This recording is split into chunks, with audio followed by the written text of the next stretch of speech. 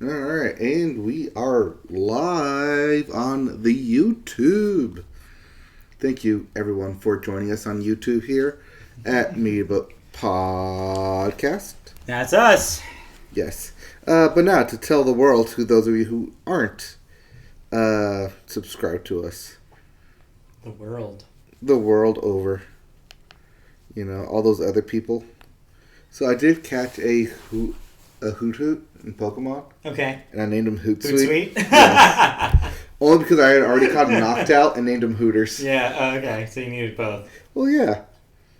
Well, because I think one of them was a Dynamax. Mm-hmm. So it was like a auto catch, basically. That's great, yeah. I was like, sure, why not?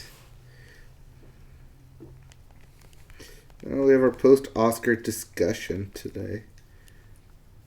Of sorts. Yeah. I mean, it is. It did happen. It sure happened, all right. It sure happened. I guess it's a good thing we didn't do predictions, maybe? Yeah, because we would have been embarrassed. I mean, the predictions we did were now embarrassing. Yes. Because we were wrong on everything but the acting. The one thing we knew was a lock. Yeah. Because turns out those were the only locks. Yep. It was a fun time. Alright, speaking of fun times, you ready to get this fun time going? Okay, let's do it. Alright, Super Adventure Fun Time begins now. Super Adventure Fun Time. Yeah, isn't that what it's called? That's not what it's called. Is that not what it is? It's not our podcast. Oh. Alright, well... Oh, another episode of that Lego Masters is tonight. Yes. Oh, we can talk about that, I Yeah, we guess. can talk about that. Hello! Oh, let the intro play in first. Never. You can edit that. Hey, welcome to... Never. It's the Media Boat Podcast. That's the podcast you're listening to right now. It is February 12th, 2020. This is yet another episode of the Media Boat Podcast, and if you don't know what we are, here's a brief breakdown. No, sorry. I mean, a brief summary of what we do. That's me laying a sick beat, though. Yeah, that was a pretty sick beat. Media Boat Podcast is a podcast that brings you the news and thoughts about movies, television, video games, and music. Not necessarily in that order of the world right now. So all of those things we talk about. Do. Yep. That's I guess that's the theme song. Actually, that sounded like Monday Night Football. Dun dun. Do. I mean, this is Wednesday night. Wednesday night, not football. Not Wednesday night podcast. Wednesday night podcast. That's what we should have called it. Anyway, the Media Boat Podcast. Let's get started. We always start the show with movies. We always introduce ourselves, but Oh yeah. that. I guess I'm Matt and he's Mike. I'm Mike. He's Matt. We are doing podcast stuff. You're doing podcast stuff. Yeah. Currently. Always on Wednesdays. Always near an audio listening device near you. It's true. All this is true. So, we always start the show with movies.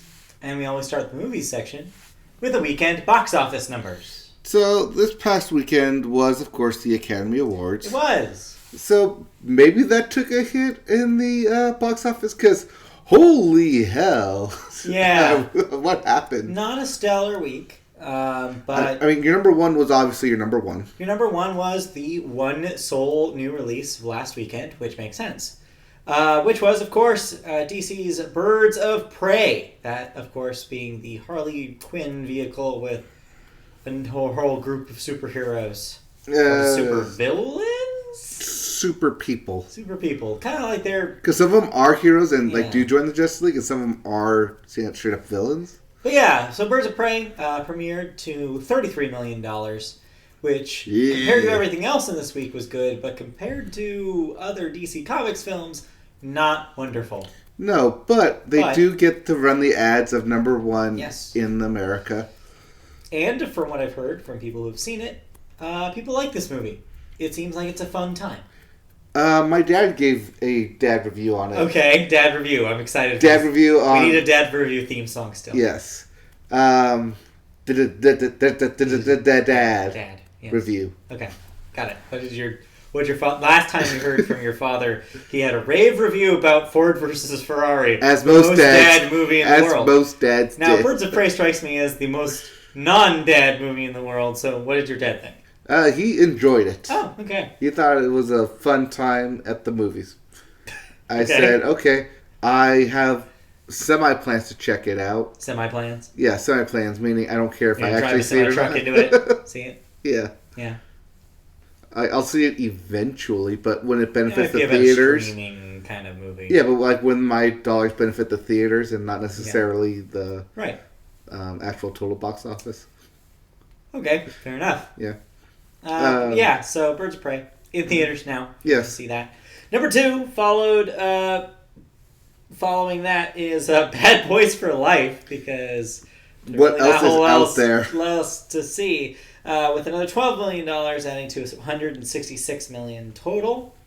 Domestic, not bad. Yeah. 1917, continuing its Oscar buzz trail with $9 million adding to its $132 million total. Which, between watching a movie that never ends or reading a movie, those people would rather watch it. I guess, yeah.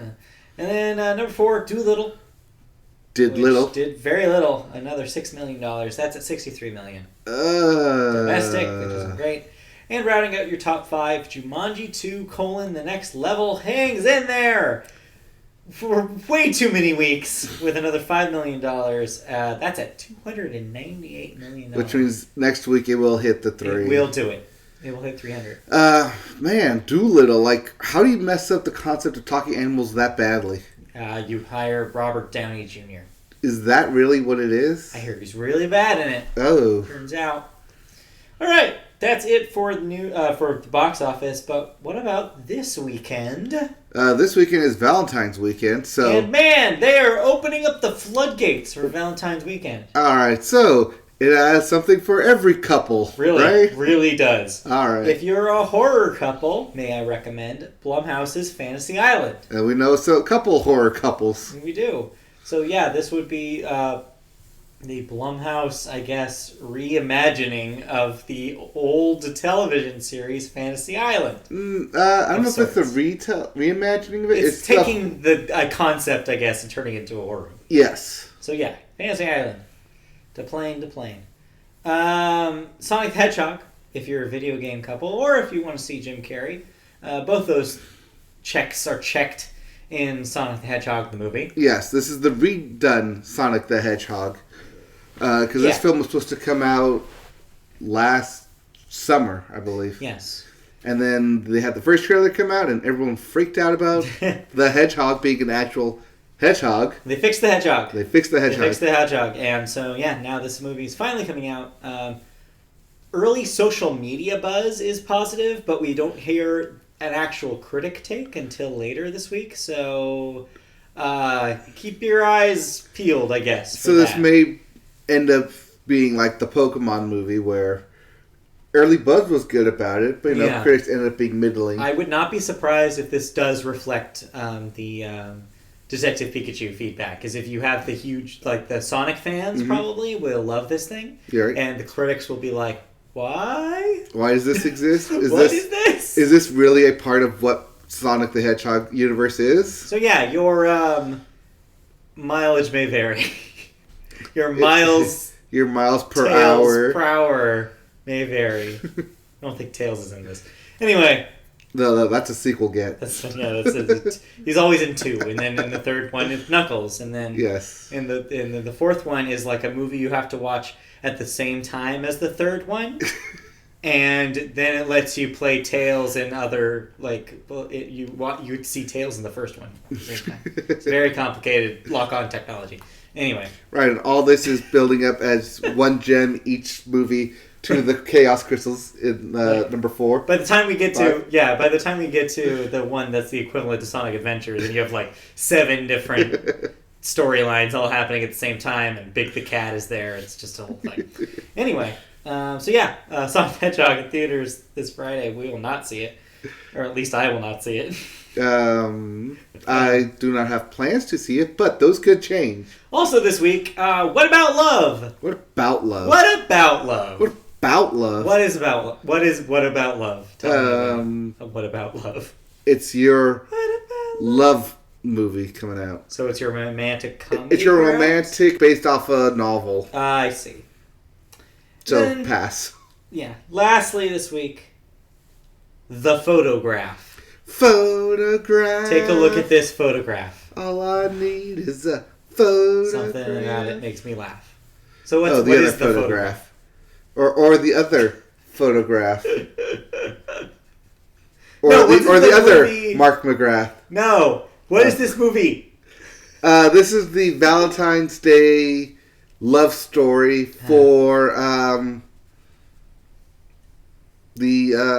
think it's an African American movie. I don't Black know. movie? I think so.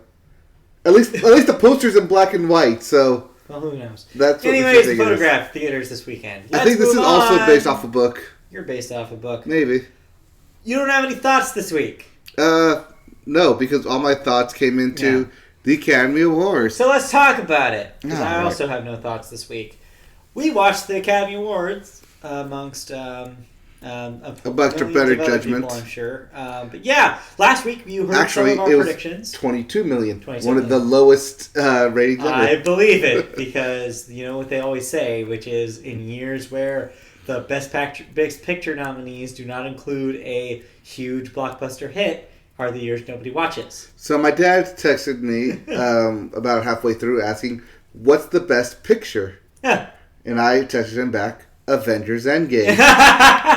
Not nominated. No, but I did see him on Friday because we went to the Laker game, and he's talking to me about it. He's like, "So we're watching the Academy Awards, and I'm waiting for them to say Avengers Endgame, and they didn't say it." I was like, "Huh." But like, not nominated. No, but it's still the best picture, you know, based on dollars. It got people to go back and see it multiple times, so clearly it is the best picture available, right? Not quite. Anyways. The Academy Awards happened. You heard our predictions of sorts last week. We kind of went over the major categories. And man, we sure nailed the acting categories, but literally nothing else. So yeah, we whiffed it hard. We were talking about that this was probably the 1 year I think we've gotten the least wrong, right? Yeah. I counted my nominations through the night, and I got 11 out of 24 correct. I want to say probably add 3 to that. Yeah, so that's lower. So it's lower than 50% for me. Because normally we do this, we get about 18, 19 individually. But we get at least 22 together. Yeah, combined. But we probably wouldn't have even made that high this time. No, we wouldn't have even hit. I mean, we barely hit half. So what did win, you ask? So what did win, I ask? Well, let me tell you about the movie that we counted out, and we really shouldn't have. Let's talk about Parasite. So last week, flashback. So, yes. Flashback. I saw this. Yes, film. you did. You did not. You did. yet to see it. It's still. true.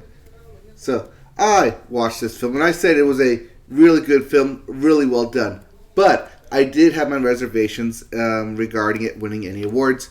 Yeah. Because it is a Korean-based film with subtitles. And that would, in my post-Green Book world, picture that has a detriment to it winning most awards. So yeah, I think we are not wrong about this. But I think that because I underestimated to the degree of how much the Netflix films would be snubbed. Yes. That I think that those votes got moved to other movies, and I think that's why you saw Parasite show up a lot. That's my theory, because I think in a world where, in an academy where you have a lot of people who probably really, really badly wanted to vote for Martin Scorsese, but felt pressured that they couldn't, or felt pressured that it was too long to be nominated or actually win. Or, you know, whatever politicking was happening with the Netflix stuff, like, I think, like, led to, hey, but what else is good on this list? And I think that that's why you saw Parasite show up in places we didn't think it could. Well, it's also why I kept saying, hey, that's why Once Upon a Time in Hollywood would kind of get more awards than it did. But it didn't, Yeah. surprisingly enough, meaning that combined with the votes moved off of the Netflix stuff, and I think with maybe a slightly larger populace of younger voters this year, with some rule changes being in effect, you had the net sum of Parasite having a chance. And having a chance it did. Well, Parasite did win Best Ensemble at SAG, and the actors are the largest block. The largest voting So that block. ended up being an incredibly important factor. So, here's the deal. So what did it win? What did it actually win, though? It took home 4 awards over the course of the night, but the most notable ones, of course, were director, Bong. How do you pronounce his name? Bong Joon-ho. Bong Joon-ho. Took that one. Shouted out both Scorsese and Tarantino in his acceptance speech. Yes. Ended up winning for screenplay as well. Yes, where you got that wrong. I got that wrong. Again, underestimating its ability. Yes. International film, which we had predicted it would win, one of our only locks. And the big shocker of the night took home the big prize, Best Picture, out of nowhere, blowing everybody away. Yeah.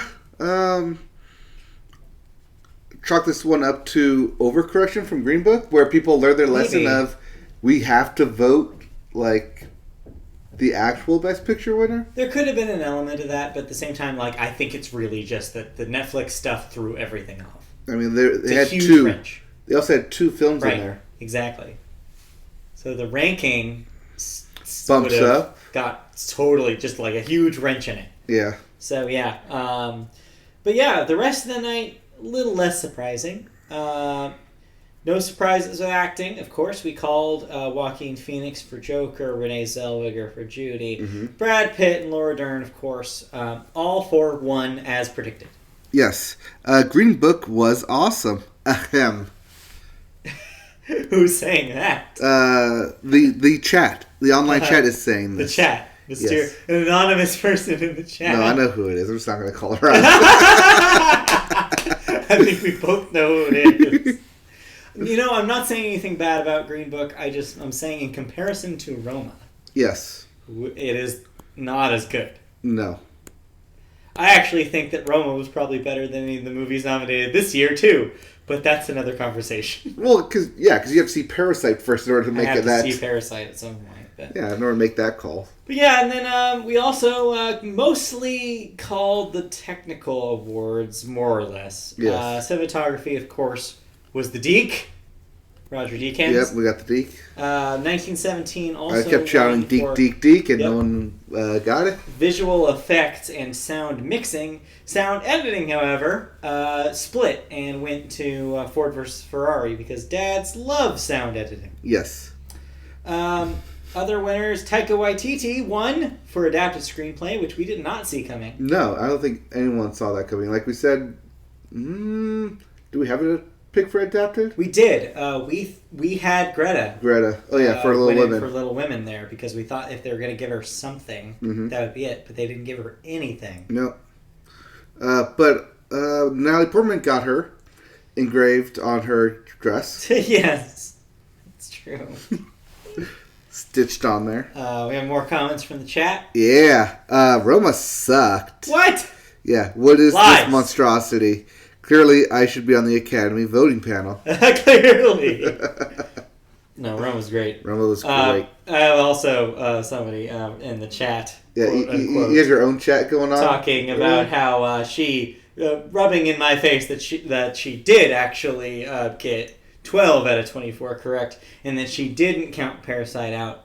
She called it, so, for Best Picture, so. Well, congratulations. Well, la-di-da. Clearly rub it in our noses. We got it. We get it. But yeah, meanwhile, Elton John won the original song for Rocket Man, the song that he wrote for Rocket Man. Yes. Was it called, I'm Gonna Love Me Again? Something like that. I called that one. I actually got that one correct. Then Little Women, like I mentioned before the pod. But with that being said, I did love the Idina Menzel. Yes. All the Idina Menzels. The 12 Elsas. The Elsas around the world. I thought that was great. It was cool. It was a cool idea. Yeah. I like that idea. It reminded me of how on the Frozen Blu-ray, there's that special feature. I don't know if you've ever watched it, which is just, we're going to go through all the international... Frozen 1, I should specify. Yeah. Frozen 1 Blu-ray has like, we're just going to show you all the international music videos for all of the Let It Goes. Yeah, because was the Demi Lovato Let It Yeah, Go? but it then just like goes through all of the international versions. I was like, this is fun. So it's cool to see that live. Ooh, Chrissy is the brains behind the operation. Yeah. Ooh, Guess so. chat being thrown here. Who wears the... Well, it's not Who wears pants, the I guess wears the hat. The golden statue? Yes, who wears the golden statue in this situation. And Once Upon a Time in Hollywood was not completely snubbed. It did win for production design. Yeah. That's something. I mean, Brad Pitt also won, so that's 2. And yes, that's true. Little Women only got 1 award and was for costume design, which was well deserved, having seen the movie. But man, I did not see that coming.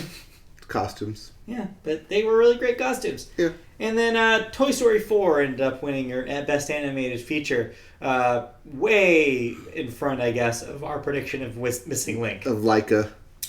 So yeah, just every single time I think we over calculated. We overthought it. Too much of the too We many. Mike Shanahan this thing. When of course it was easy as the Disney movie will win. It was easy as like we didn't think about the obvious picks. Right. We didn't think about just calling timeout with 2.5 minutes left and getting our quarterback on the field. We didn't think about just running the ball. We Mike Shanahan this thing. Chat says thank you, chat. Thank you, chat. So, 2 people getting along very well in the chat right now. Huh, that sounds familiar. Yeah, I know. It's like real life. Anyway. So yeah, those are your Oscars. Do you have anything else you want to say about the Academy Awards overall? So we liked... The cow speech. Oh man, Joaquin Phoenix's speech was so weird. It's about cows. It was like... I get that he is trying to be like, oh yeah, like, you know... Use the platform you're on. We should care about these things, but at the same time though, like...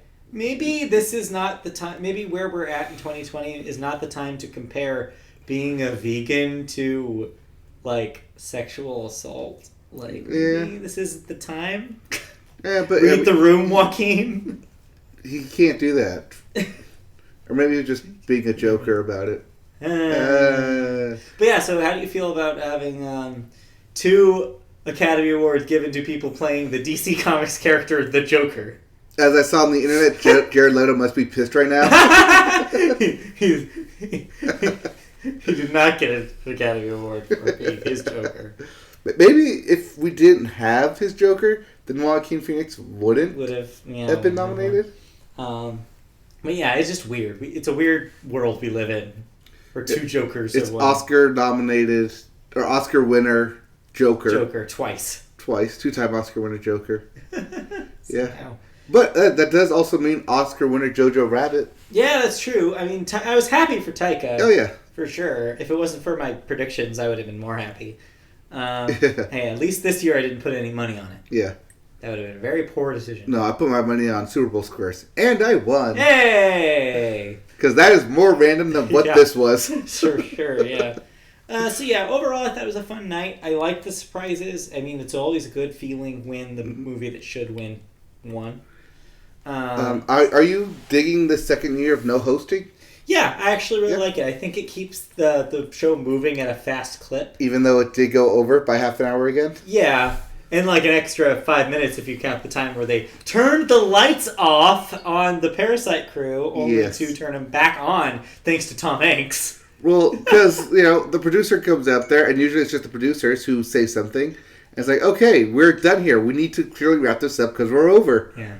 And so they try and cut away. It's like, oh, no, go back. They have more to say. Yeah, exactly. I'm glad that they gave them more time to really let. I saw somebody on Twitter be like, hey, might as well let the Moonlight cast and crew get up there and do their acceptance speech too. Which they never got. Anyway.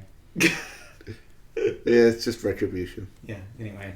But yeah, so the chat just really quickly says like they apparently did see costume design coming, and also that Jared Leto sucks. So there you go. Sounds like something we don't know. So something we don't know. So yeah, overall an interesting year. I think interesting is the word I'm going to use. Yeah. Some surprises, some not so surprising thing, and some cool performances that made it feel like a pretty solid night. I'm still upset. Oh, the one thing that upset me was that the one category Avengers was nominated for didn't win. Yeah. Even though that was pretty much all it was. Oh, yeah. Your John Williams also did not win. Yes. And even Lion King, which was the entire thing was a CGI that was animated my pick film. For visual effects. But then I had a thought, wait a minute, who accepts it? Because that studio got shut down. Right. So that's another question right there. Yeah. I guess whoever was in charge of it on the Disney side. John Favreau would have accepted it. John Favreau.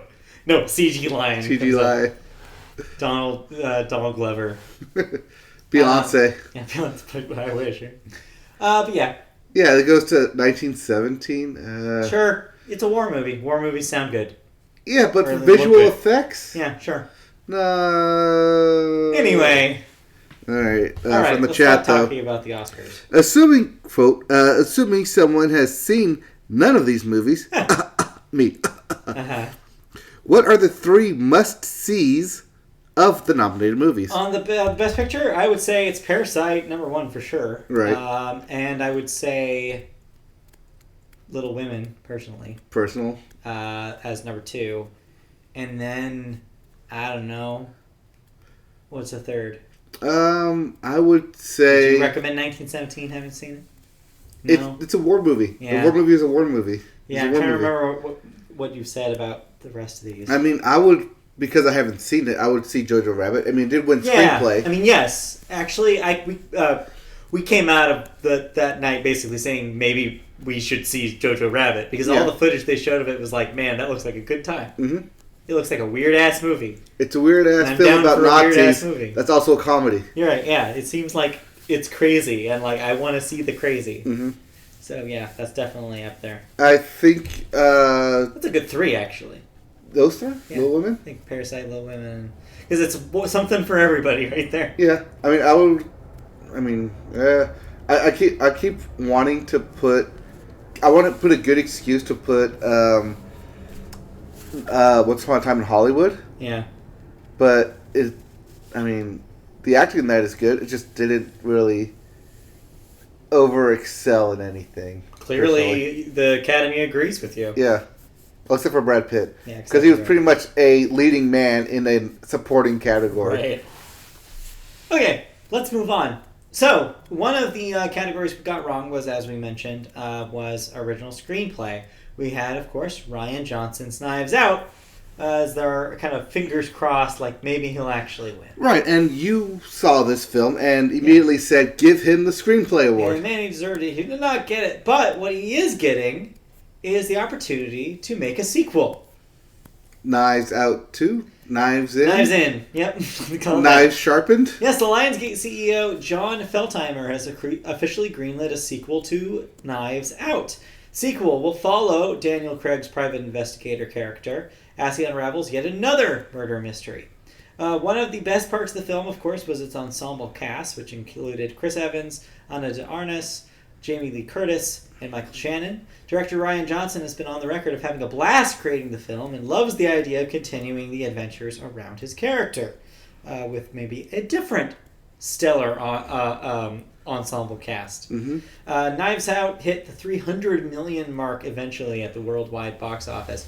So yeah, that was a hit. So that counts as a hit for the studio. Yeah, I'm super down. I would love to see another. And as down as I am too, we brought this up just immediately before we started. Take a while. It's going to take a while. Yeah, it'll take a few years. Yeah, because production on it's going to be about a year. Chad says, can't wait to see Forks Out. Forks Out. Is that with Forky from Toy Story? That's the Toy Story parody. Forks Out. Of Knives Out. We're trying to figure out who killed Forky. Yeah. Who threw Forky away. There it is. We got there at the same time. But yeah, I would love to see a sequel. And yeah, it'll take a few years. But hey, then we'll be ready. Yeah, but also by then, Daniel Craig won't be tied to playing James Bond anymore. Right? Yeah. He'll be a free man again. Yes. But yeah, I will. I plan on buying a copy of Knives Out when it comes out. So yeah, I will definitely see a sequel. Yeah. Good news. Ryan Johnson says he has ideas, but you also have to put pen to paper. Yes. Start writing now, Ryan. Get that out. Start Ryan. Start writing. Start writing it. Ryan. Start writing it. Yeah, start writing it. So we're looking at 2023. Yeah, something about that. Maybe 24. Depends how fast he gets scripted. Yeah, we'll see. Yeah. So that's good news. Let's move out of movies and into television, and we start television. All right. With sports. Okay. So your biggest sports event may be over for the year, but the Super Bowl.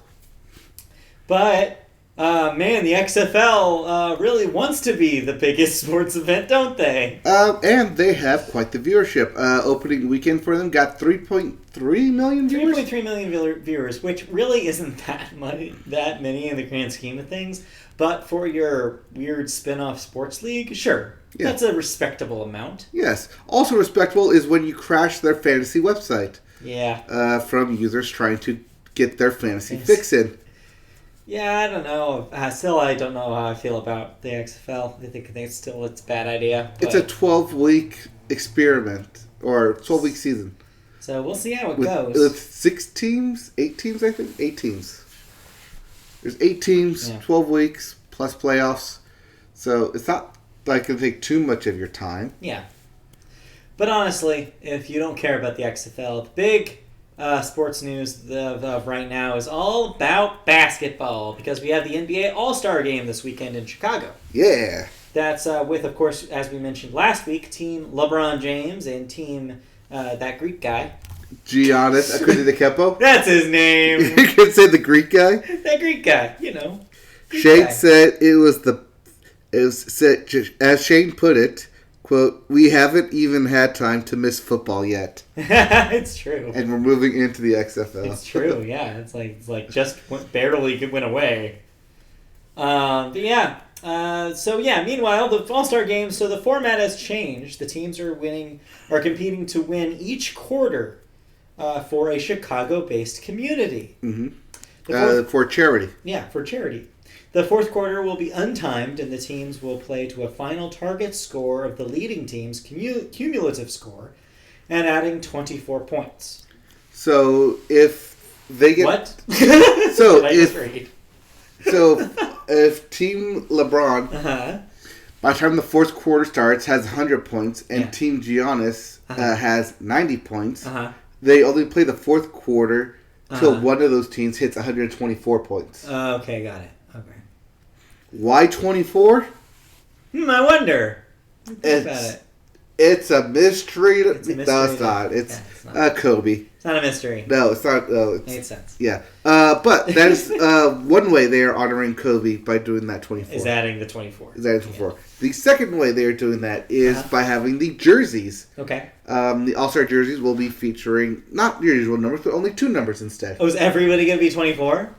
No. And or 8? No, one team is going to be 8. The other team is going to be 2. Wait. What? Why? For the daughter. Oh, okay. Yeah. I didn't know she had a number signed. Yes. In her career. Yes. Number 2. When they did the Lakers memorial, the shot clock brought down from 24.2 seconds. 0.2. For the UConn ladies basketball team had a number 2 jersey for her as well. Got it. So 2. Yes. Got it. Sounds interesting. So, Team LeBron. LeBron actually picked number 2. Yeah. For Gianna. Right. And then Giannis is getting 8. Got it. Makes sense. Yeah. Elsewhere in the basketball. Oh, sorry, 24 and 2. My bad, not 8. Yeah, I was gonna say. Yeah, fact check it. GG was 2. Thank you. Yes. Thank you. Thank you. Thank you, chat. But yeah, meanwhile in basketball, you also have the slam dunk contest. You know, it's not Valentine's Day if you don't have the slam dunk contest. Yes, also because there's no defense, my bad. Yeah. It's not going to be 100 points by the end of the third. It's going to be about 200 points by the end of the third. Fair enough. Because who plays defense in an All-Star Game? But yeah, no, I always remembered that the slam dunk contest is Valentine's Weekend. You know how I know this? is because I have one of my favorite memories of Valentine's Day in the last 5 years of my life was the year where I had to take you and your significant other, who is in the chat right now, to Long Beach for a boat and I had to kill 2 hours, and I ended up at the Buffalo Wild Wings watching the slam dunk contest by myself. Hey, there were other people there. Yeah, not at my table. It was good. It was a good time. But yeah, I remember watching the slam dunk contest while I was doing that.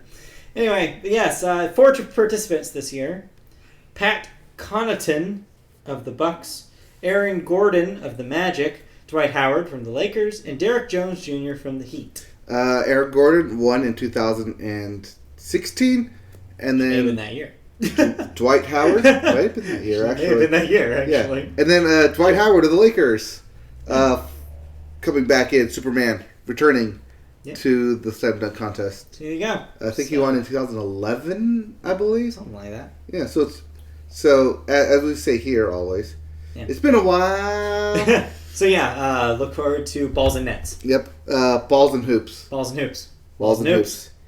Yep. All right, that's it for sports. Unless you have any other sportsy things to mention. I do actually. Okay, lay it on me.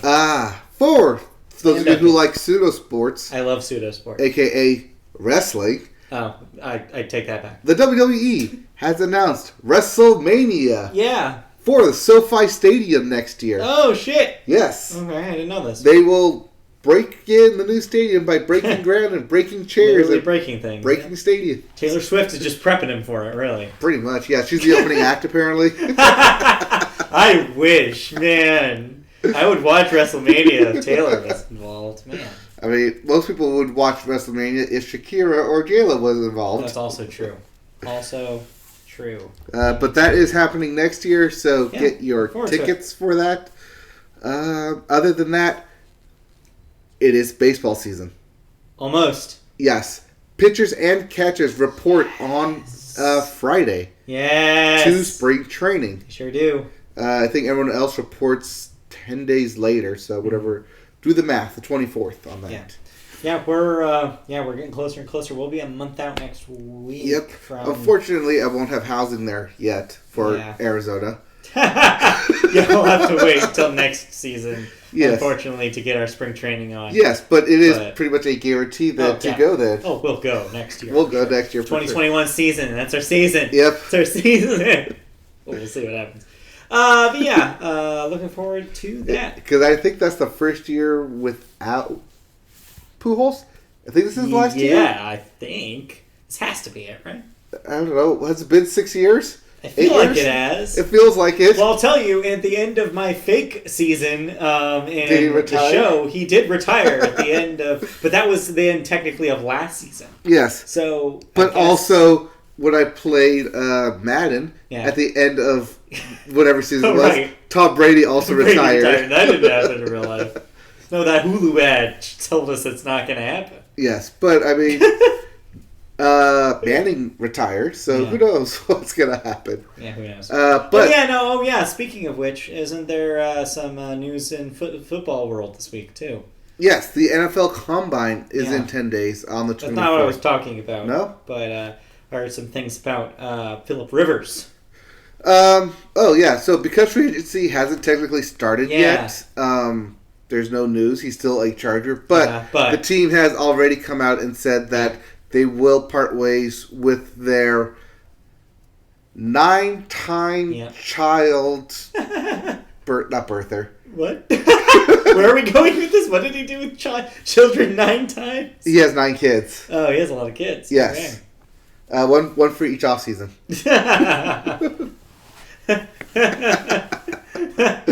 One Super Bowl baby every year. No. He doesn't get to. Because he doesn't get to go.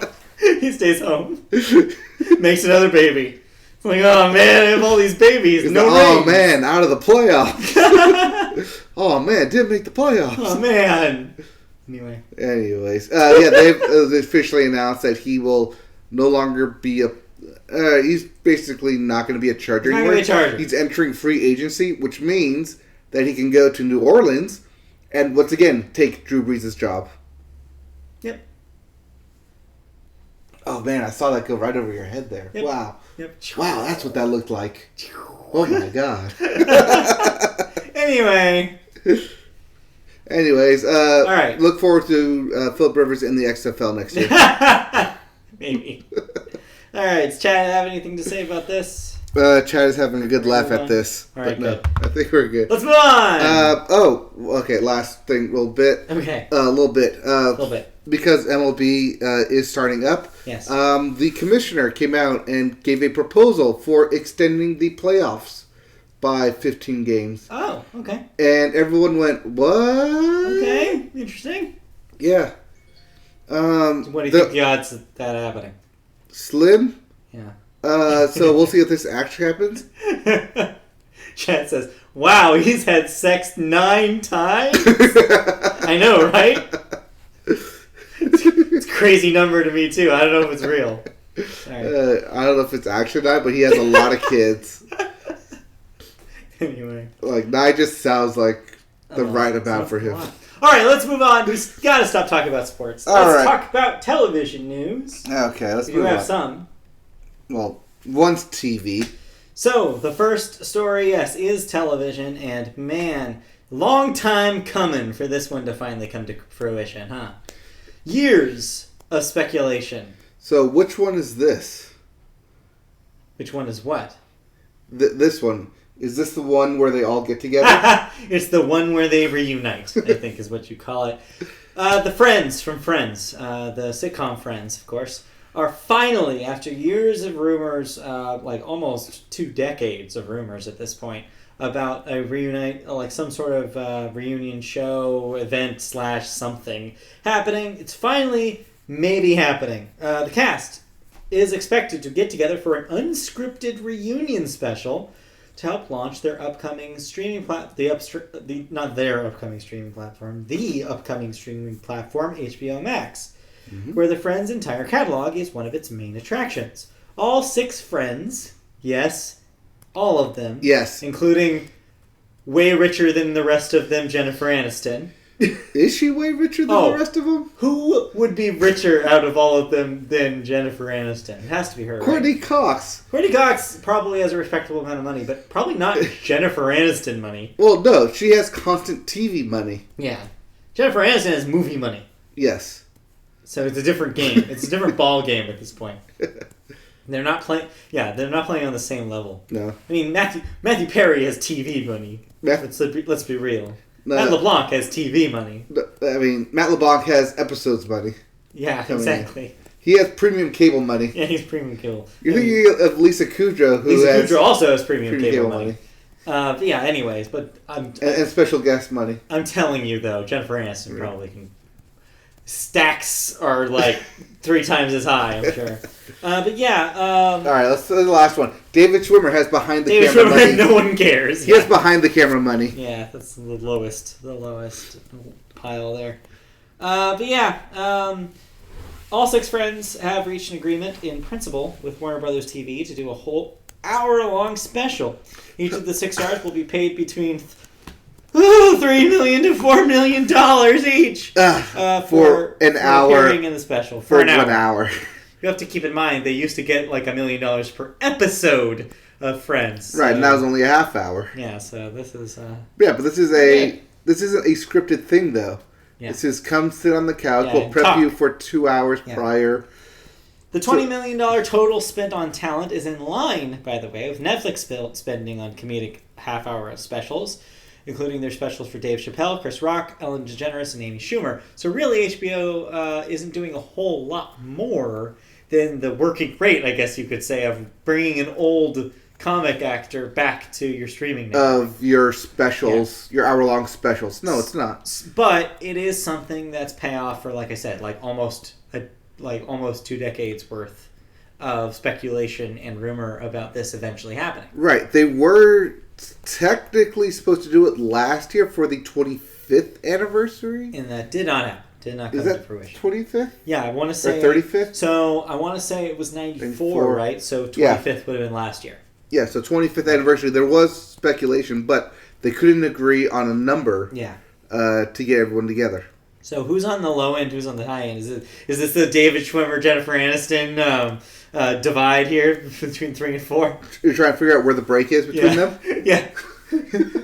Yeah. Who gets 3? Who gets 4? Or is it like 3.2, 3.3? But like, does it go? Let's just put them all even. They were on a break right there. There it is. There it is. All right. So yeah, the one where they make $4 million each. Anyway, the one where they get people to subscribe to HBO Max. yes, the one where you pay. What is it? Aren't they the ones that are like $15 a month? I thought no, Peacock. That's free. Peacock's the free one. Yes. But yeah, one of them like came out at 15. What was it? Was that HBO Max? I think it was HBO Max. And I was like, hell no. So yeah, that's probably it.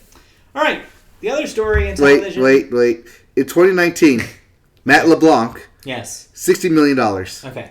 Lisa Kudrow, $70 million. Okay. Matthew Perry, yes. $80 million. Uh-huh.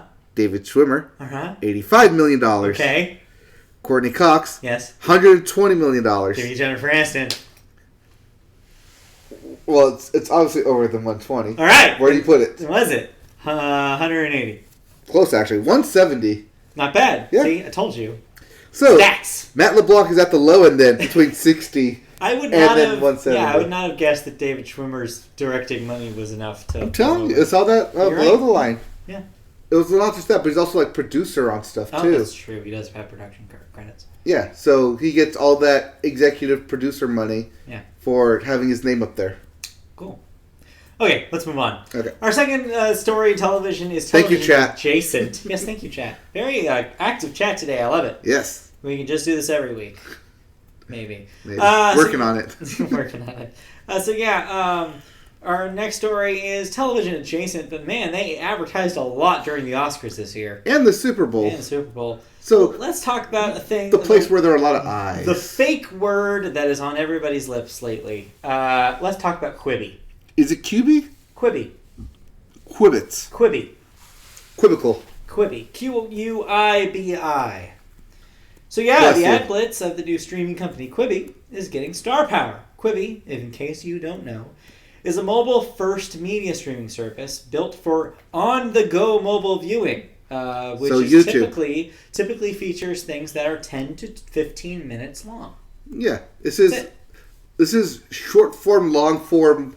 Yes. Mobile. Yes, it's for quick bite-sized entertainment. So the people behind it are Jeffrey Katzenberg of DreamWorks. Former Disney, former DreamWorks, yeah, you name it. He's been involved in something that you've appreciated over the last 2 decades. Notorious for not being a very easy guy to work with. But apparently he's working here, or getting people to work for him here. Yeah. And also former presidential nominee Meg Whitman. Yes, that Meg Whitman. Yeah, remember Meg Whitman? I'm going to flashback to the 2000s here, but yes. They're running the show behind the scenes here. The service has greenlit more than 50 scripted and unscripted shows, including the 7th season of Reno 911, moving off of Comedy Central. The new season, that is announced to be in production back in December and has recently been seen filming in Santa Clarita Valley. The show originally aired on Comedy Central, like we just said, for 6 seasons, and the new season is expected to release chapters between 8 and 10 minutes each. Yes, Kwibi is calling them chapters, not episodes. Smart. So yeah, if you go on and do a quick Google like I did of this thing, there's actually a breakdown of everything that's scheduled for this thing. Mm-hmm. So that reboot of Legends of the Hidden Temple is also going to Kwibi. Okay. So a lot of the stuff that you've heard like here and there over the last few years, some stuff that we've reported on about this podcast, they were like, I wonder where that's going to end up, has ended up on Kwibi. Really? Yes. So this is like all the stuff that most studios have passed on? Yeah, it looks like a lot of stuff that a lot of people passed on. Okay. That's what it looks like. It's like a graveyard of like remaining ideas. That's not to be said that there are not some big names on here. Notably, Steven Spielberg has lent his name for a series of short form somethings. Mm-hmm. I forget what it is, but it's like got his name on it. So right, and these aren't all scripted either. Some of these are unscripted as well. There's some reality adjacent stuff on here as well. But man, reading Katzenberg's and Whitman's name has really turned me off of this thing. I don't know if the names that are associated will be enough to get me to care. Because so far, it seems like, I don't know if I am the audience for this. I don't know, but if we get a deal with them and create something... Media Pod on Kwibi? Yes. If they give me a lot of money, then maybe, but it'll take some talking for sure. We'll get a pitch meeting going. Yeah, we'll see. Start warming up that arm. Kwibi is not officially released yet. No. April, I think. Yes, April it will debut. Yes. So get ready for Kwibi. Or no. Or don't. Or do. Or don't. I don't know.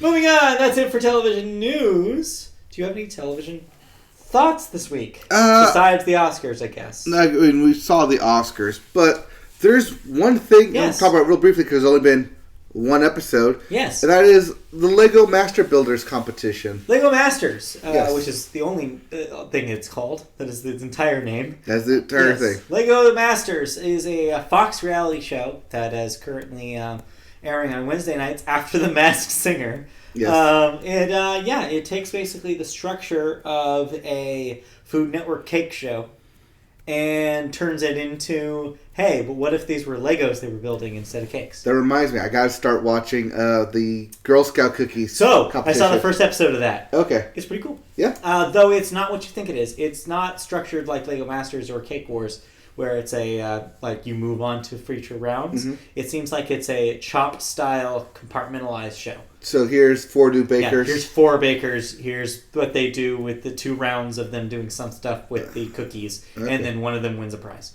Okay, and then 4 new bakers come in? Yes, that's my understanding of the format. Okay. Lego Masters, however, is not that. It is a Project Runway kind of style where here's a bunch of teams up front. You get to meet most of them, get to figure out what the deal is with most of them. Some of them are father-son teams, yes. Some of them are couples, some of them are best friends, etc., etc. Some people have only met each other once. Some of them have crazy ideas, and some of them are like, what the hell am I doing here? And it has them do a 14-hour Lego build based on a theme. And at the end, the judges then review if it, one, followed the steps of the followed their theming, guidelines, if it was impressive, and 2, if it works. And that includes if there's a moving, like machinery element of it, it has to work to qualify. Mm-hmm. And so, this first one was pretty entertaining. I had a good time watching this thing. It's a good mix of reality show, fake drama, with some real weirdos, and Will Arnett hamming it up. Definitely. I am a little more skeptical than most because most people like looking at the aftermath of a build rather than the whole process of a build. Honestly, watching people build Legos, not that fun. No. But the show seems to know that because it focuses so much more about, who are these people and what are their stories behind, like how they met or how they interact with each other or what their background with Legos is. And so really there isn't a whole lot of camera time given to I am building bricks. It's right, a lot but how much of that is cuts. A pilot where we need to introduce you to these people?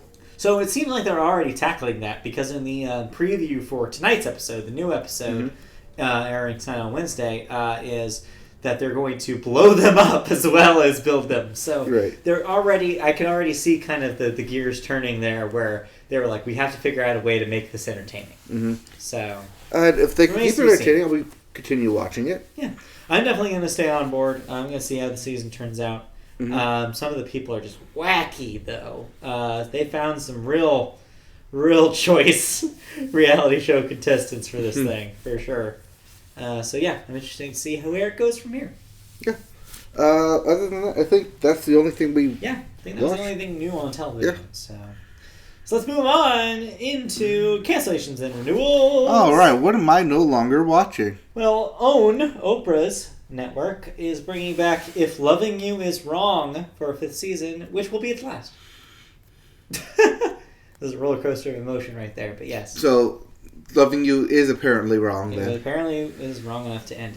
Netflix I hope you're not done having sex, Philip Rivers, after those 9 times, because Netflix is bringing back Sex Education for a 3rd season. In case you forgot. Yeah, in case you forgot how it works for the 10th time. The Good Doctor on ABC will be renewed for a 4th season. Doctor is happy about that. NBC will be bringing back Superstore for a 6th season. Yeah. I actually caught the wedding episode because I was waiting for the season finale of... Same. I saw the end of that as well. Yes. Yeah. I saw most of that because nothing else was on. So I decided, let's watch this. It's been on for 5 seasons. Yeah, and I get that vibe from the end of it. I was just like, oh wow, 5 seasons worth of stuff has happened here and I have no idea what's going on. Mm-hmm. But I don't really like that show anyway, so no big loss. The characters have gelled together. I can see why people like it. Yeah, I guess. I'm more of like an on and off on it. Like I'll binge watch a lot of it and then completely dismiss it. It seems fine. Yeah. Not the train wreck we thought it was going to be initially. It seems like they definitely figured it out, but... It seems like one of those just middle-of-the-road shows where it's like, yeah, it's fine. It's solid. Anyway, that's it for cancellation, renewals, and deaths this week. We have a couple here. Kevin Conway, age 77, was an actor. He featured in some episodes of Star Trek. Not that Kevin Conway. There may be another Kevin Conway. Or maybe I'm thinking Kevin Conroy. Yeah, you're thinking of Kevin Conroy. Yes. Still very much with us. Yes. And Robert Conrad, age 84, who's an actor, among other things, in Wild Wild West. I'm guessing this is the television series and not the Will Smith movie. Yes, this is the television series Wild Wild West. Not the Will Smith movie. Yes. Yes. He was not the robot spider. No. All right, moving on. No matter how much you want him to be. 2. Music. Okay. And I hand this over to you. And we are chugging right along Good. here. Let's keep chugging. All right, as we go to music. Chug. We go right into music. We start with the Billboard. We do. We're going to start the Billboards. Hottest 100. With the Hot 100. And you know how we hate things that change? Well, depends. We either did this. As The Box by Roddy Ricch is once again your number 1 album. Yep. I'm going to spoil it. Your top 4 is the same this week. Oh, yeah, they are. As number 2 is Life is Good by Future. Yep. But it's really featuring Drake. 3 Drake. Circles by Post Malone. Yep. 4 Memories by Maroon 5. Yep. And 5, your new one, Dance Monkey by Tones and I. I don't know what this is, but just by the name Dance Monkey, I have a feeling this is only here because of TikTok. I believe so. Is it? I bet it's like a TikTok thing. I think so. Yeah, because I don't know what the hell this is. I don't know what this is either. Yeah. Actually, maybe you did hear this. I think this was the song Shane walked out to. Is that what that was? I think so. Oh, by the way, did everybody pick their songs? Yes. That's what we thought. Okay. Moving on. We talk about that after. Because he said Dance Monkey, I thought everyone's like, oh, you mean Brass Monkey? Like, no, Dance Monkey. So I think Might this be is what what he's he's talking talking about then. Why would Shane know? Never mind. Anyway. Anyways, Billboard 200. Yeah, your albums. Your albums chart. Number 1, Funeral by Lil Wayne. Lil Wayne, back at number 1. Yep. Number 2, Please Excuse Me for Being Antisocial by Roddy Ricch. Still around. Number 3, Music to Be Murdered by Eminem. Yep. It's also still around. Still around. Number 4, Shake the Snow Globe by Russ. No, you didn't say it right. It's in all caps. Shake the Snow Globe. There you go. Yeah. By Russ. And number 5, Hollywood's Bleeding by Post Malone, because of course it's still there. It's still there. Alright. If you didn't like any of that, we have new releases. Hey, what am I listening to this week? I don't know what you're listening to, but here are the new releases. Here are the new releases. First up, we have Weather by Huey Lewis and the News. Wow. Yes. Huey Lewis and the News record this week. Yes. To go along with sports, you have weather. Yeah, I get it. That's funny. Thank you. I didn't make that connection when I was typing it, but I'm like, that's actually really funny. Good for them. Yes. We also have Changes by Justin Bieber. Okay. Romantic Comedy by Summer Camp. Okay. The Slow Rush by Tame Impala. Uh-huh. Swimmer by Tennis. Mercy by The Men. Okay. All of them. And all men. And lastly, The Cut. But specifically from 2016 to 2019 Uh-huh. by these New Puritans. What about those New Puritans? No. We'll get to them later. Yeah. Talking about these. These New Puritans. Yes. Got it. Those can wait over there until they get theirs first. Right, yes. These New Puritans. Anyway. Are you through? Yes, I'm good. Okay. Moving on. Moving on. To actual music news. Music news! It's a slow week this week. You know how slow it is? How slow is it? It's so slow that Warner Music Group today announced that it has filed a registration statement on Form S-1 with the U.S. Securities and Exchange Commission. What the hell does any of that mean? It is for a proposed initial public offering of its common stock. I know a bunch of friends who'd be really into this IPO. Oh, yeah. According to the announcement, the shares of common stock to be sold in this offering are proposed to be sold by certain of Warner Music Group's stockholders. I just want to really briefly mention that, I feel like right after I heard that someone that I tangentially know started working for Warner Music Group, yes, they've exploded. You think there's a correlation or I'm causation? not saying there's a correlation. I'm just saying that I wonder how much this person has actually done to affect all this change. Well, they're part of the marketing team. So. Yeah, so I wonder. Yeah. Who knows? They're probably Weird. involved with making all this involved. I'll have to ask this person, or at least maybe somebody related to this person, to find out what's going on. Yes. Anyways, the number of shares of common stock to be offered and the price range for the proposed offering have not yet been determined. Okay. As is expected, it won't be revealed until the day of or the day before. Okay. Warner Music Group. Yes. Which was a public company under previous owners, went private back in 2011. Right, after the change. Yes. When Len Blavatnik's access... Whoa. What? Blavatnik's. Okay. Is that Dr. Robotnik's brother? No, it's Blavatnik's. That's that shoe company, right? Fill in blanks.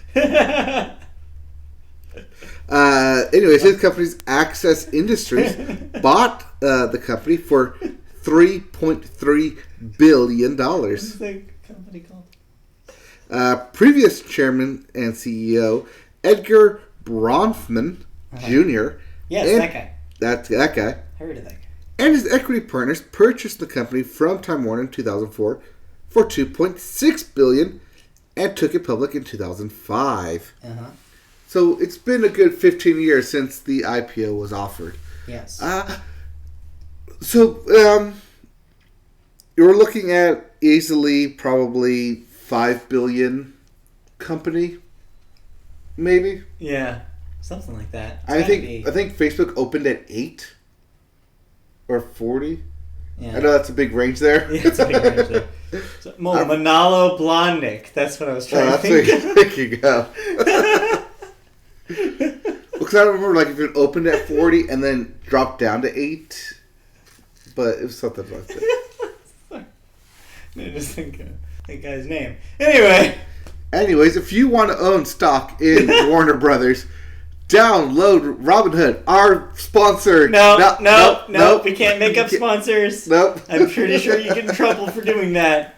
You're not a sponsored show, but please, if you're listening, Robinhood, please sponsor us. We talk about stock markets and stuff. I guess hashtag... hashtag sponsor. If you go to robinhood.com/mediaboat. No, don't actually. That doesn't work. No. Anyway. No, we cannot guarantee stuff on stocks. And no one can guarantee stock market stuff. But we do know people who actively are involved in it. Yeah, so I feel like that would mean that we shouldn't actually invest. Anyways, moving on. Moving on to our second movie. Yes. Moving on to our second music story. Yeah, a band we haven't heard from in a long time is back. Yes. The Strokes, actually. Yes. as the New Hampshire officers took to the Strokes stage when fans swarmed the band as they wrapped up an appearance at a Bernie Sanders rally. Yes, that happened before the primary in New Hampshire that took place yesterday. By performing New York City Cops. Yes. That is the song title. Yeah, New York City Cops, of course, being notable because it was the song that was not on their debut album because their debut album was released right after 9/11. And there were concerns from the label that to have a song that basically trashing New York City Cops right after 9/11 was not in great taste. And 20 years later? They don't care anymore. They don't care anymore. So, yeah. Well, what if they did this at a Michael Bloomberg rally? He wouldn't have let it happen. And that's why I'm voting for Bernie Sanders. Anyway. But yeah. Well, what? You're not part of the Yang Gang? You don't want that free money? Hey, after last night, there ain't no Yang Gang. Why are we talking politics? This is music. Anyway, but that wasn't the point of the story. Yes. The lawmen stepped up at the conclusion of what was billed as a concert rally in which the Strokes were preceded by pro-Sanders speeches from Representative Alexandria Ocasio-Cortez, Cynthia Nixon, and Dr. Cornel West. Yes. This morning, after the campaign stopped, the Strokes announced their first album in 7 years. The New Abnormal, which is produced by Rick Rubin. Yep. A video was released Tuesday of the new song, At the Door, which the band premiered at its New Hampshire rally set. Yeah, so if you got to catch that performance, you got to catch that new song, but it will be available to the mass population soon. So yeah, new Strokes record. The Mass Singers. Yeah, it'd be neat to hear what the new material sounds like. But yeah. Yeah, fans of the Strokes are lining up to listen to them. I think this was a very intelligent time to debut new music, too, because I bet there's a huge crossover between the generation that's probably most familiar pumped up about this election and also that were really into the Strokes 20 years ago. You may have a good point there. Yeah. I did not think of that. There's a lot of crossover there. Wow, look at that. Look at that Venn diagram. Yeah, it's a circle. It's a circle. Who would have guessed? Yeah, by the way, if you're a California resident and you are planning on voting in the primary, it's coming up very quickly. Next Tuesday, I think. And you should have, if you are registered as a Democrat, or if you're registered as with no party affiliation, you should be getting your mail-in ballots about this week. So. Oh, I got mine in. I got mine. Yep, it told me I was registered Republican.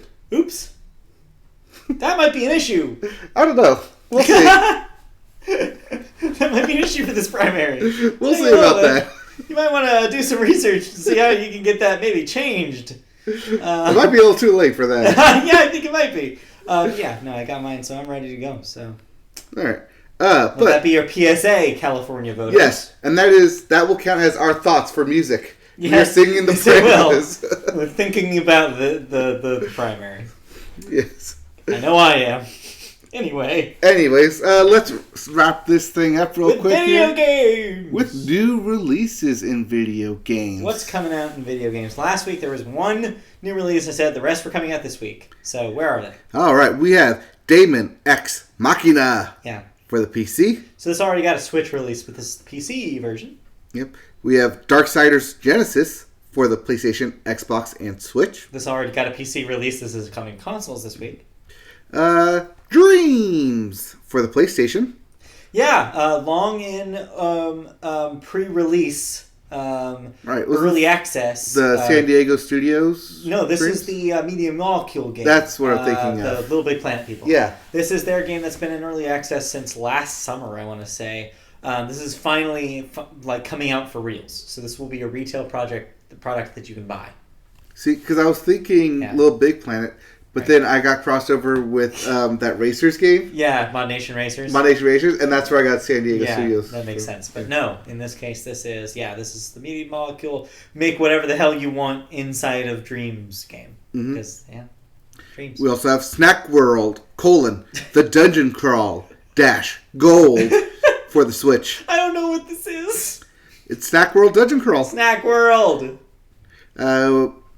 We also... Yes? What an aptly timed game. Okay. It is Corruption. 2029 for the PC. Oh man, what happens in 2029? Should we be worried? I don't know, but it's 10 years in the future. Do we have to worry about it then? We'll find out, I guess.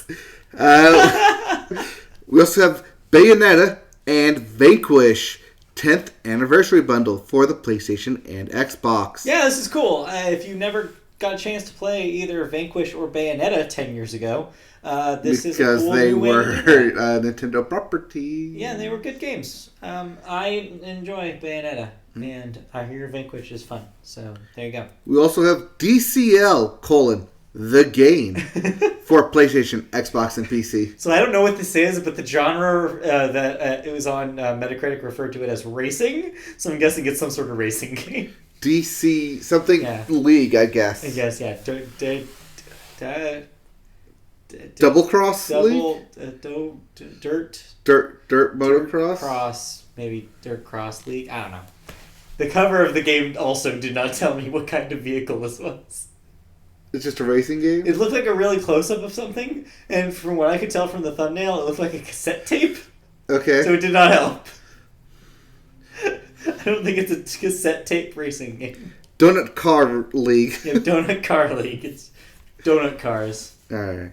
Anyway. Speaking of donut cars. I always am. The studio behind Burnout is taking back over the Need for Speed series after several years of behind-the-scenes support. So this is a story, this is a whiplash story. This is a good news story paired with a bad news story all in one. Well, that's the good news. Yes. The bad news is that the previous developer, Ghost Games, is scaling down. Mm-hmm. The Need for Speed series has been led by a number of different development studios across its 25-year history. Yeah. It briefly went to Criterion for Need for Speed, Hot Pursuit, and Most Wanted. Criterion being, of course, the aforementioned Burnout developers. Yes, and I would like to note that those are the two games I actually played. Yeah, you picked correctly. Yes. Because it's also important to note that they're really good at what they do, and generally speaking, the Criterion developed Need for Speeds have been better and more well received than the Ghost Games ones. Right, because after then, it became the flagship franchise for Ghost Games. Yeah. EA confirmed in a statement given to Games Industry that it's changing up the arrangement, citing difficulties with attracting enough game development talent to Gothenburg, which I guess where Ghost Games is set. I guess. Yeah. Ghost Games is set to revert to its original name of EA Gothenburg. Yeah. And change its focus to engineering support. Yes. Which, back to the bad news, huge downgrade. Means 30 jobs are currently at risk. I mean, when you just think about it, like when you say like an entire game studio is being reduced to engineering support, that's basically saying that all the creative people who worked there, gone. Yep. Everybody whose job wasn't technical is probably out, which sucks. The studio reverts back to just being code monkeys. Yeah. So as much as I would want to be dance monkeys, I don't know. As much as I would want to be happy about the next Need for Speed being a Criterion game, which I am interested to see what Criterion does with it, because man, I just want another Burnout. That's all I want. You just want Burnout? Yeah. But at the same time, watching sucks for cigarettes Ghost. burn. And those games weren't terrible. The Ghost games seem to be serviceable racing games. This year's, I don't even remember what the subtitle is, but this year's Need for Speed. Heat. Thank you. I heard it was fine. It wasn't amazing, but I heard it was good. Like, it was an interesting take on the open world thing they've been trying for the last few times. I played the mobile version and I enjoyed it for the month I played it. It's not saying, so I don't know if this was a appropriate downgrade. Whether I think that maybe they should have been given an opportunity to do something that maybe wasn't Need for Speed before they just completely revoked them of their creative ability. You know, like I don't know. It just seems drastic. Right, but you also might think that this studio has had the time to try and put out an original IP, and nothing is kind of stuck. I doubt it. I think that EA had them so focused on the Need for Speed stuff that they wouldn't have had time to pitch anything else. Mm. That's my guess. No time for old men. Yep. No country for racing men. No country for new games. I don't know why they didn't put out that Ford versus Ferrari video game adaptation that they could have. Oh, that was right up the alley. Struck when the iron is hot there. Or, yeah. Anyway, so yeah, we hope that the people who are out of jobs over at Ghost find their feet. Mm-hmm. But hey, I'm now curious officially for the first time in years about that next Need for Speed game. Yeah. Well, whenever we see a closing, usually it's Ubisoft who comes out saying, "Hey, we need to fill jobs. Come do open house with us." Right. So I don't know where Gothingham is, but maybe it's close to a Ubisoft studio. Ubisoft is everywhere. It's true. They are. Yes. Anyway. But even though they're everywhere, they all come to E3. Yeah. Well, this year we weren't so sure how many people were actually going to come to E3. Yeah. I mean, with the lack of Sony in attendance and Nintendo doing their own thing constantly now. But now we know who's definitely coming to the show. We have a lineup. We do. Yes. The lineup for E3 2020 has now been revealed. Ooh. Along with some more events taking place at this event in June in LA. And even a new slogan. Yeah. Everybody plays. You know, taking it right from Everybody's Golf. Everybody plays. Everybody. Everybody. Some? No. Everybody. Everyone plays. All. Always. Never. Never. Everyone plays. All right. So E3 2020 E3. will feature such exhibitors as Xbox, Nintendo, Ubisoft, Bethesda, Sega, Capcom, Square Enix, Take-Two, Bandai, Namco, Warner Brothers, and more. I love more. Yeah.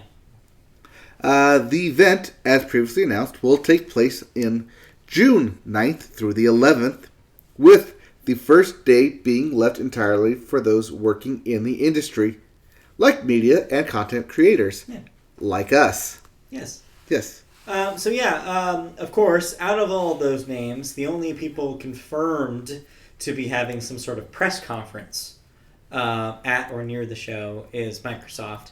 I assume EA and Ubisoft will also have some sort of equivalent kind of show. Nintendo will, of course, be there on the show floor with kiosks, but they will not have a press conference. They haven't had a press conference in years. They will, of course, have a timed Nintendo Direct E3 presentation. With Doug Bowser. Yes, with Doug Bowser, yes. Taking the helm in their first Reggie-less year at E3. That will happen during their usual segment of the show. So, yeah.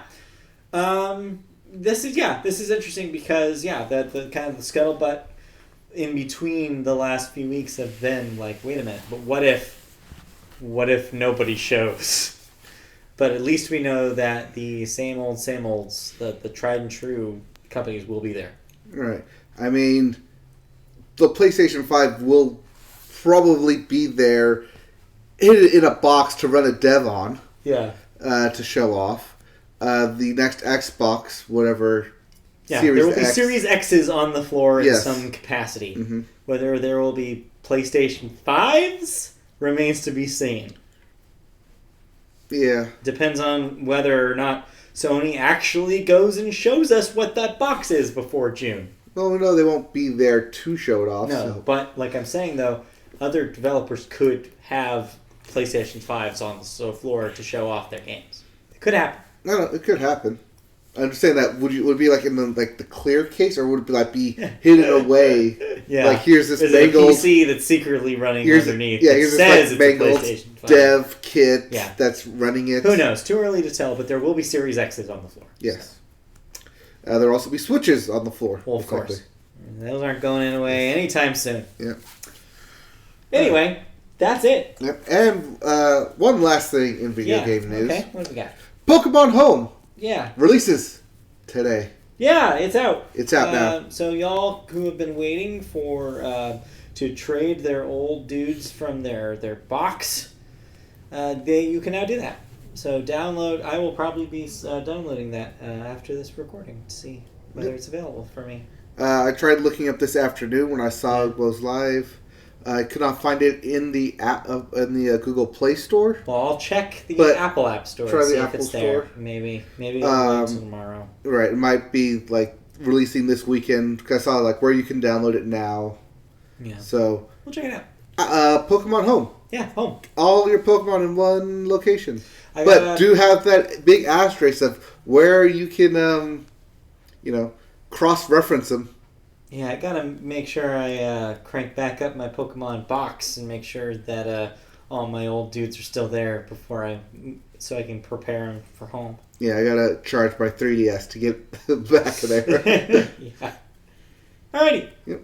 But with that, I think that'll do it for us. That will wrap up this episode of the Media Boat Podcast for February 12th, 2020. Thank you for joining us. If you joined us live, thank you for joining us in the chat. If you did not, you can join us live every week on Wednesday nights on YouTube. Just go to youtube.com and search Media Boat Podcast to find our page. Like, subscribe, click the bell, and you'll get notifications for when we go live. Typically, it's Wednesday nights at around 6:30 p.m. Pacific time, so tune in then. You can also find us in podcast form on Apple Podcasts or equivalent services. Just search Media Boat Podcast on there. Find us as well as our archive of hundreds of episodes just waiting for you to listen. You can also find us on social media. On Twitter, our handle is @MediaBoatCast. Facebook, our page is under Media Boat Podcast. Just search that term. You'll find us. Leave a comment. Please, we'll read it. We swear. If you go to twitch.tv/MediaBoat, every once in a while you'll see us playing video games. Who knows when the next time we'll be playing a video game for you, but maybe someday soon. I've been thinking about getting back into God of War, like just redoing its campaign, because it was so good. I was just like, I see an ad for it constantly because it's the thing like that says PlayStation. Also, I hate to do this, but we might get dragged back into Borderlands because this weekend there's apparently a level cap increase. Ooh. I know. Ooh. When I read that, I was like, oh no, not again. Don't do this. Don't do this to me. It knows I'll probably do it too. It knows I'll do it. So yeah, we might be back on there playing some more. We'll see. I will have a free house to do it in. Although Season 2 of Call of Duty starts next week too, so I'm going to have that as well on my plate. Oh. A couple new maps. A rumor about a Battle Royale mode being added. I saw that. Yeah, so we'll see. I'll report back with tales of Season 2 next week. I'll report back next week with Daytona winners. I forgot Daytona is this weekend. Daytona. NASCAR will officially begin, which means upcoming soon we'll have Fontucky to go to. Hell yeah. I don't know what that means. Anyway. It's fantastic. Thank you. Fantucky-tastic. Daytona. Okay, anyway. Anyways, thank you for joining us. We'll be back next week. Bye. Thank you for tuning in. Bye. More news and news. Patreon.com/MediaBoat. You can donate to us there. That's actually the most important plug. The little as $1 a month can help us out, please. Please consider being a patron. Okay, now we're done. Bye. Okay, bye. I also forgot the money. Yes. Well, I almost forgot Daytona, but also that a guy had a heart attack at the Ducks game last night. No, what? Yeah. One of the St. Louis Blues players had